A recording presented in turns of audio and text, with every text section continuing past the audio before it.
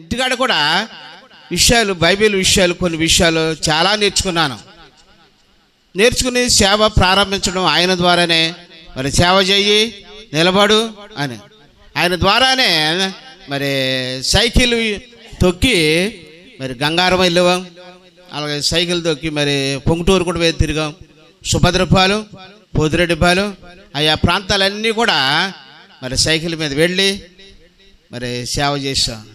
మొట్టమొదటిగా మరి సుబ్బమ్మ గారును, తర్వాత వెంకమ్మ గారు సంఘం పెద్దల వారి ద్వారానే సంఘము మరి నిలబడింది, వారి ద్వారానే కొనసాగుతుంది. ఇప్పుడు కూడా మరి సుబ్బమ్మ గారు లేకపోయినా సరే వెంకమ్మ గారు సంఘం మరి నడిపించే పెద్దగాను ఆవిడ కూడా ఉంది.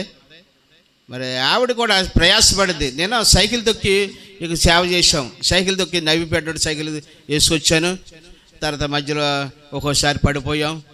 పాస్టామ్ గారు నేను కూడా చీకట్లో, ఎందుకంటే చీకట్లో అలాగా శ్రమలు పడ్డాం, కష్టాలు పడ్డాం. మరి మీటింగ్ పెట్టాలన్నారు ఎవరు, యేసురత్న గారు. మీటింగ్ పెట్టాలంటే థామస్ గారిని పిలుస్తారు. థామస్ గారి ద్వారా మరి జరిపారు. థామస్ గారు అయితే మాకు వద్దు, మాకు అందరూ కావాలా, అబ్రం గారు కావాలి, జాయ్ గారు కావాలా, తర్వాత వాదాలగుంట ప్రసాద్ కావాలి, వీళ్ళందరూ కావాలి మాకు అన్నారు. మేము అలాగైతే నేను ఉన్నాను, వెళ్ళిపోయి నోడిని చాలాసార్లు వెళ్ళి తీసుకొచ్చారు. సరే నేను ఉన్నాడు. అది దేవుని ఏర్పాటు, దేవుని యొక్క సంకల్పం. వాళ్ళ బయటికి వెళ్ళి మాట్లాడారు. మరి దేవుడు మరి ఆ సంఘం మోషే గారు మీరే నడిపించండి, కౌలూరు కూడా వెళ్ళి నడిపించండి అన్నారు. ఆ ద్వారానే దేవుడు మంచి సంఘం నాకు ఇచ్చాడు.